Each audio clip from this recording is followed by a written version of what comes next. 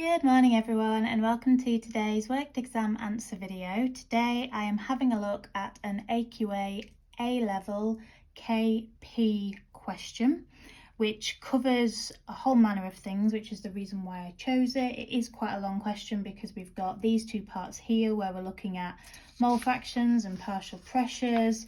Then we have what I think is one of the worst questions we can get for KP, which is not working out the value for KP, but using the KP expression to work out the total pressure.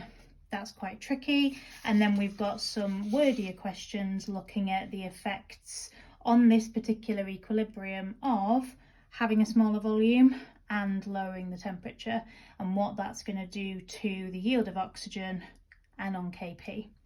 So I will try and move a little bit quickly through this one with it being a long question. So if there is anything that isn't quite clear, please do let me know in the comments or drop me an email, missg.tutoringandresources@outlook.com. So we've been given an equilibrium and we're told that nitrogen dioxide decomposes at a high temperature. And we've got the equation for that here.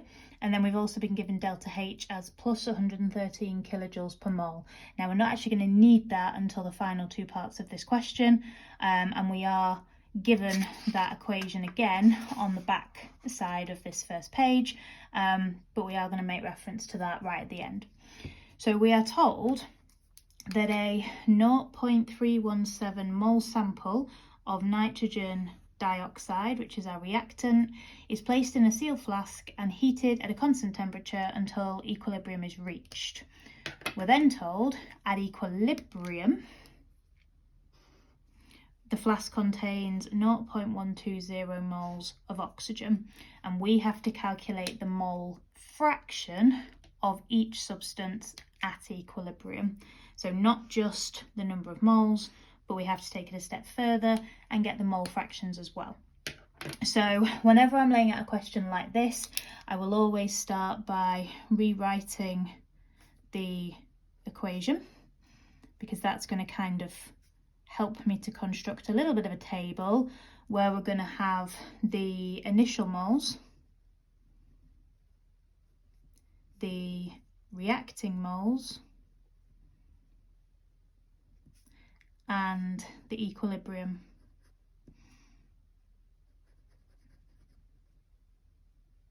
moles. And then I can fill in the two values that we were given in the question. So we're starting with the 0.317 mole sample of the nitrogen dioxide, and we are finishing at equilibrium with 0.120 moles of oxygen. Now, we've not been told that we started with any NO or oxygen before it reached equilibrium, so we assume that there's no moles of those at the start. And then because we now know the initial moles of oxygen and the equilibrium moles of oxygen, we can work out how much oxygen was made as this reaction approaches and got to equilibrium, which is plus 0.120. Then we can use this row, the reacting moles row, to figure out how much NO was made as a product and how much of the NO2 reactant was lost. And that's where we use our mole ratio from the balanced chemical equation. So it's 2 to 2 to 1. So if 0.120 is the amount of oxygen made, we are going to make twice as much nitrogen monoxide. So 0 plus 0.240. And then we are going to lose, again in the 1 to 2 ratio, 0.24 moles of the NO2. And then to work out the equilibrium moles, we're going to do 0 plus 0.240 to give us 0.240 for the NO, and then 0.317 take away 0.240, which gives me 0.077 equilibrium moles of the NO2. Now, the extra step here is to get the mole fractions. So in order to get the mole fractions, we need to total up the equilibrium moles. So we're going to add those three numbers together, and the total moles comes to 0.437. And then to work out the mole fractions of each one, we do the equilibrium moles divided by the total moles. So I'm not going to do all the working out for this, but what you would do, 0.077 divided by 0.437, and that would then give you the mole fraction for the NO2. So that gives me 0.176. For the NO, we'd be doing 0.240 divided by 0.437, which gave me 0.549, and then 0.120 divided by 0.437, and that gave me 0.275. And I've gone for 3 significant figures with those answers because both numbers I was given in the question were to 3 significant figures as well.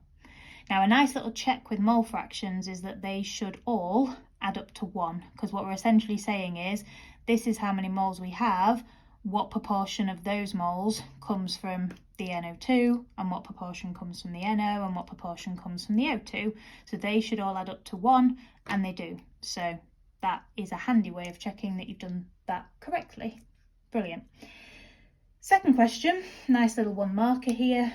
We're told that the total pressure in the flask for the reaction in question 4.1 is 120 kilopascals at equilibrium. We have to calculate the partial pressure in kilopascals, so same units, for the NO2. And very kindly, if you were unable to work out the mole fraction for the NO2 in the first question, you are given a value that you can use for the mole fraction here. If you've got an answer, even if you're not sure if it's correct, just use your answer. This is for people who have no idea how to get any sort of number on this line at all, whichever line it should be, the NO2 line. If you've got an answer there, even if you're not sure if it's correct, you'll get the error carried forward marks, so you can use your answer. So the key thing they're asking us here is, do we know how to calculate partial pressures? Partial pressures are calculated by doing the mole fraction times by the total pressure. And a bit like the mole fraction, what we're trying to ascertain is, if this is the total pressure in the flask, how much of that pressure comes from each of the gases that we have. So the mole fraction for the NO2 that we got was 0.176, and then I'm going to times that by the total pressure, which is 120 kilopascals, and that gives me an answer of 21.1 kilopascals.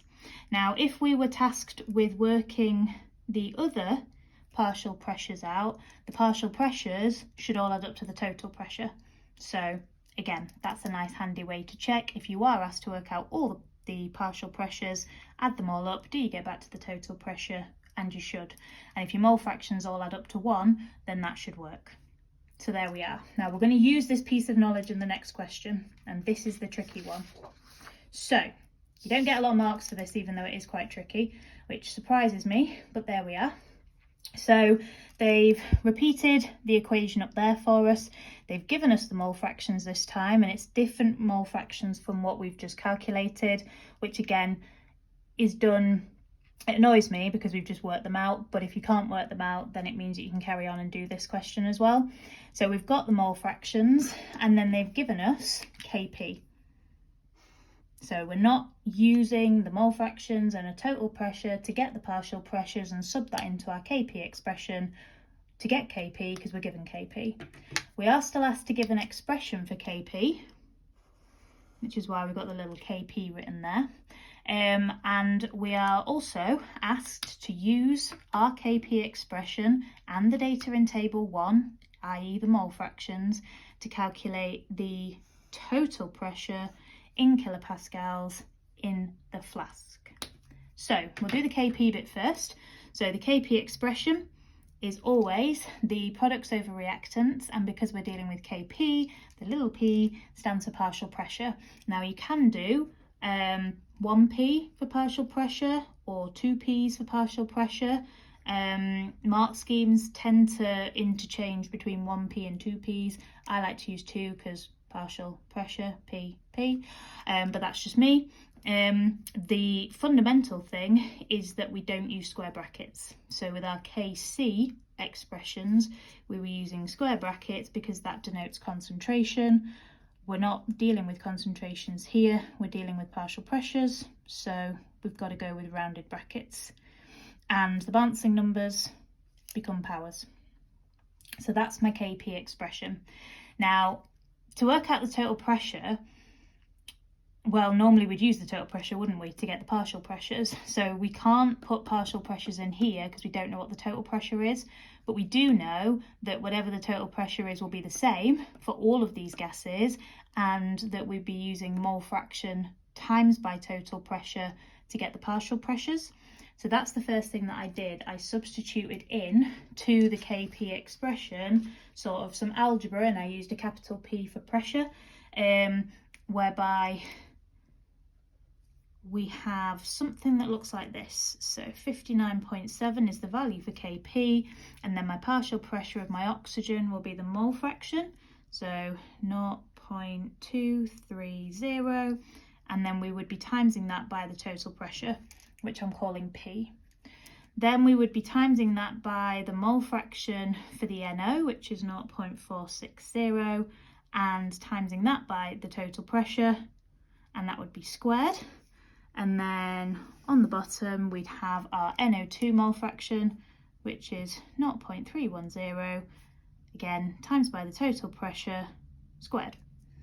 And what we can then do is expand out these brackets and then multiply everything together, then rearrange to get P equals. So this is not massively nice because we're going to have to do 0.230 times 0.460 squared and divide that by 0.310 squared. Then we're going to have P times P squared divided by P squared, and that will all cancel. So here's what I got.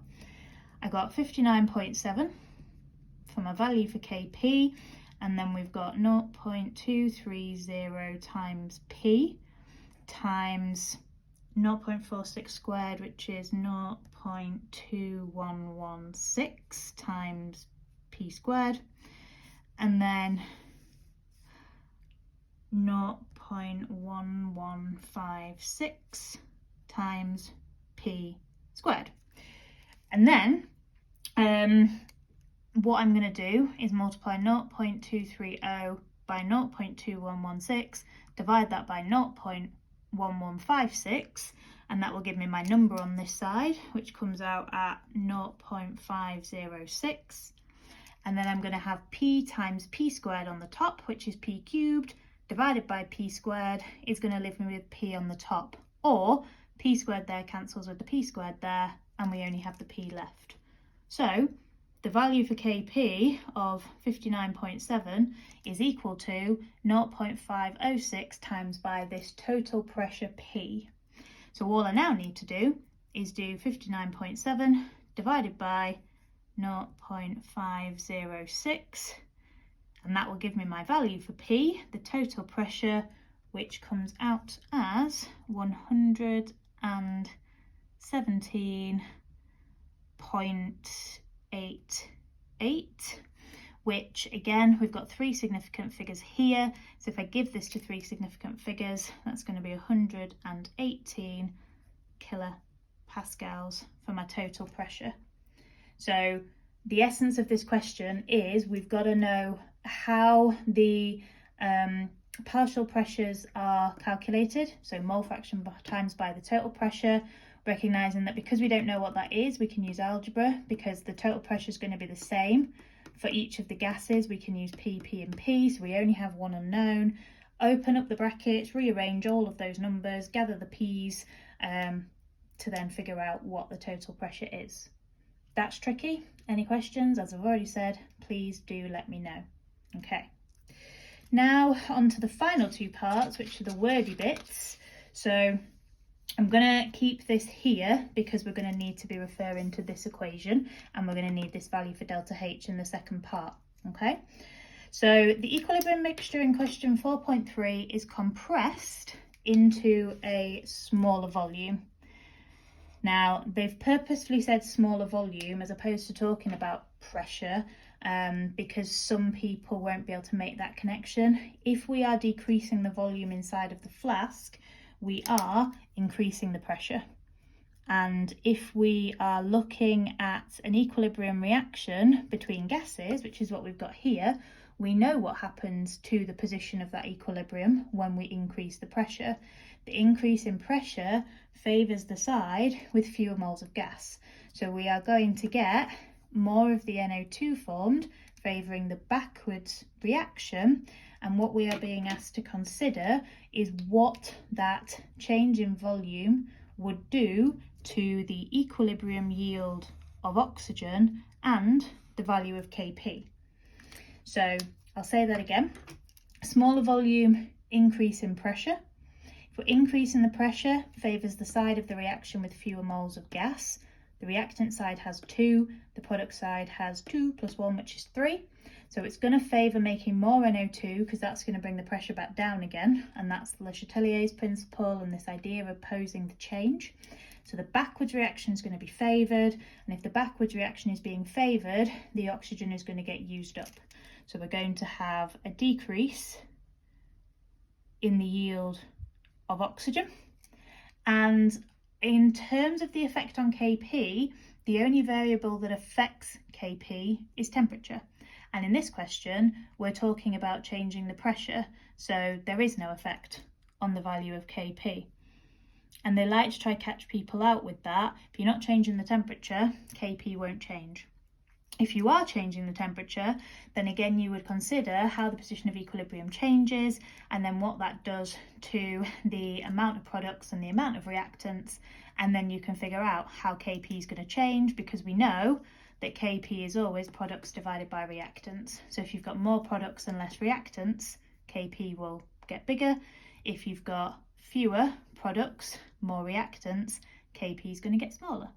They haven't asked us to do that here, but what they have asked us to do in question 4.5 is have a think about temperature, but from an equilibrium yield point of view. So we were given the value for delta H, and this is where we're going to need it. So the value for delta H is positive 113.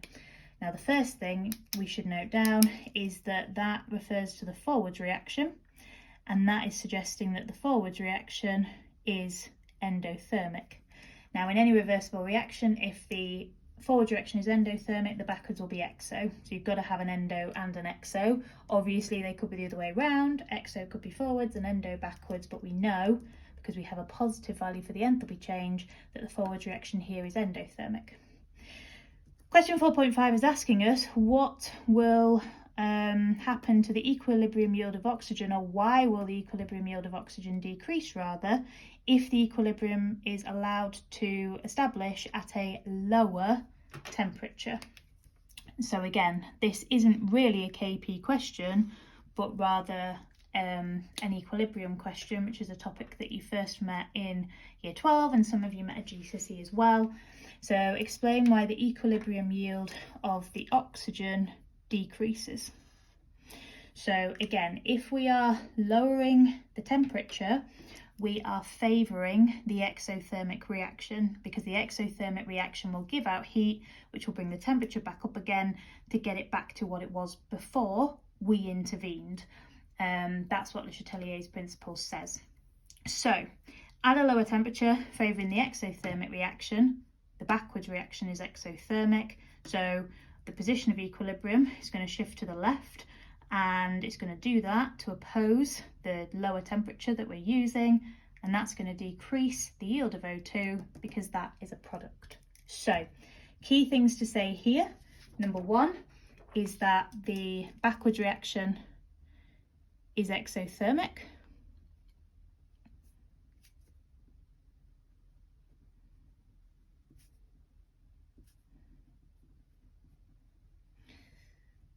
Therefore, a lower temperature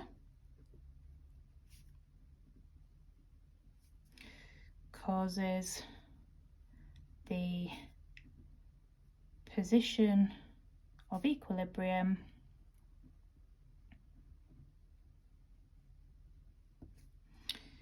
to shift to the left to oppose the decreased temperature. So it's really important whenever we're answering any equilibrium question, whether it is linked in with KP or not, which reaction is exo or endo, which way the position of equilibrium is shifting, and why it's shifting that way. And don't just say to oppose the change, always be specific and say what specific change is being opposed. So it'll always be stated in the question what change you're making, so lower temperature. If it's for pressure, then it's talking about gases, not whether it's exo or endothermic. And if it's concentration, it's whether the concentration is increased and that extra needs to be reacted away, or whether the concentration is decreasing and thus the thing being removed, the amount that's being removed, needs to be replaced. But we were dealing with temperature here. But those are your key pointers.